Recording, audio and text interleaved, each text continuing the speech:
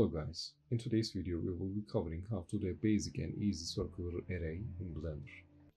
Okay guys, let's say you have an object like this to finish, okay? So I'm creating this for a project right now and I come across maybe you will need a fix like this. I'm a practical guy as possible as I can, so I hate Blender's current vanilla settings and it takes you so much time. So normally you have an object like that and you need to take the origin to the center of the circle, right? So let's say we select these, shift S and cursor to selected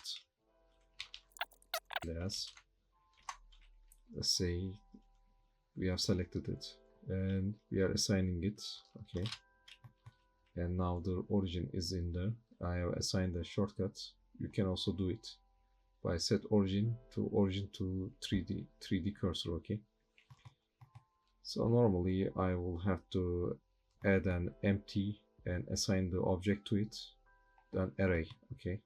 But I have found an plugin for it, thanks to the guy who created it, okay? You can take it for free or you can give the guy credit and buy his asset and give him some tips. Say I want this, it's on Gumroad. I will share the links, okay? You can enter your email address, get, let's say 0 for now, sorry guy, and it will be sent to your email as the receipt and you can download the plugin. Once you've done it, you will go to edit preferences in Blender, and because I have installed it before, let's say we want to install it, you press this arrow on the add-ons, okay, install from disk. You will take the radial duplicator. It's installed and it's in item and under that radial duplicator, okay.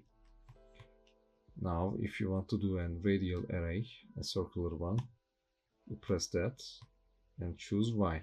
There you go. You finally created it with almost no effort.